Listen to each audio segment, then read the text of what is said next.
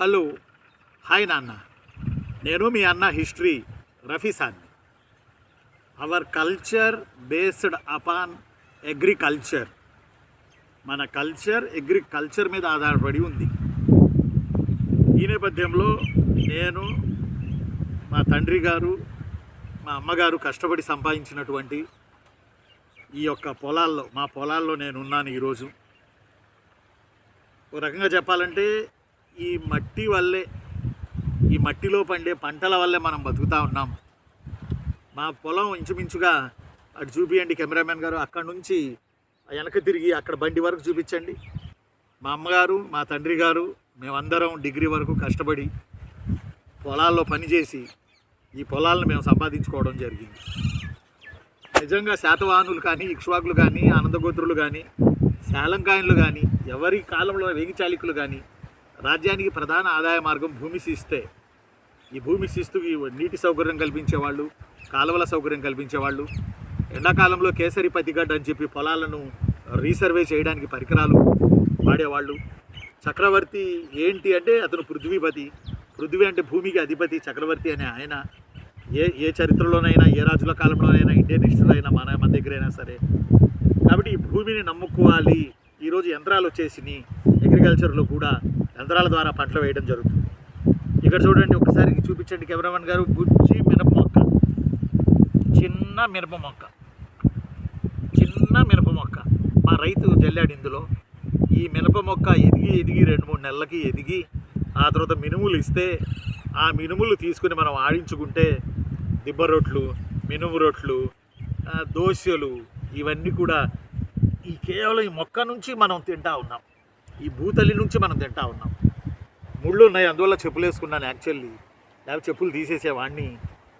ఇది మా పొలం, ఇక్కడ నుంచి అక్కడ అంచు వరకు ఉంది మా పొలం. ఇప్పుడు రెండో పంటగా మినిమేశారు, దున్ని మినిమేశారు మా పంటలో. ఒకసారి కుప్పలు ఒకసారి మన వాళ్ళకి చూపించండి, అడ్డంగా కూడా తిప్పి చూపించండి, లేకపోతే దాన్ని నిలువే చూపించండి మన వాళ్ళకి. ఎందుకంటే కల్చర్ బేస్డ్ అపాన్ అగ్రికల్చర్ అని చెప్పాను కదా. చాలా ఏళ్ళైంది, సంవత్సరం అయింది పొలానికి వచ్చి. నేను డిగ్రీ చదివేటప్పుడు రోజు వచ్చేవాళ్ళం పొలానికి. ఈ మట్టిలోనే నిద్రపోయాం. ఇక్కడ ఈ ప్రాంతాల్లో మా నాన్నగారు కుప్ప నూర్చేవాళ్ళు. ఇప్పుడు అక్కడ వేసి ఉంది కుప్ప, ఒకసారి అటు చూపించండి. ఇక్కడ కుప్ప వేసేవాళ్ళు మా నాన్నగారు.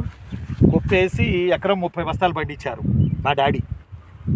ఒక పక్కన టీచర్ జాబ్ చేస్తూనే పొద్దున్నే 10 వరకు పొలం పనులు చేసి స్కూల్కి వెళ్ళి మళ్ళీ చెప్పి 4 తర్వాత మళ్ళీ వచ్చి ఆ పంచే, ఆ లాల్చి తీసి గట్టును పెట్టి మళ్ళీ పొలం పని చేసిన దేవుడు ఎక్కడున్నాడో కానీ, ఏ స్వర్గంలో ఉన్నాడో కానీ మా నాన్నగారు దేవుడు.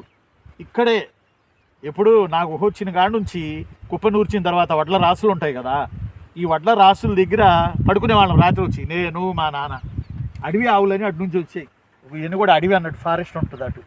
అడవి ఆవులు వచ్చాయి, దాని కాపలా కాసుకోవాలి. లేకపోతే ఏమైందంటే వడ్లను తినేసి వెళ్ళిపోతాయి, గడ్డిని తినేసి వెళ్ళిపోతాయి. అడవి ఆవులు వాటి కాపలా కాసి రాత్రంతా ఒక చిన్నగా ఏమంటాం దాన్ని మనం, ఒక గడ్డివామిలాగా వేసి దాంట్లో గూళ్ళా పెట్టేవాడు మా నాన్న.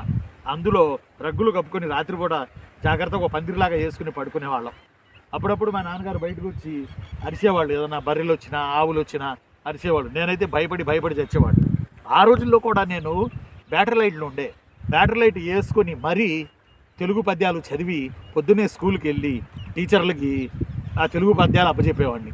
ఈ పొలంలో కూర్చొని, ఈ భూమాత వద్ద కూర్చొని, ఈ పొలంలోనే కూర్చొని ముద్దు పెడుతున్నాను ఈ భూమాతకి.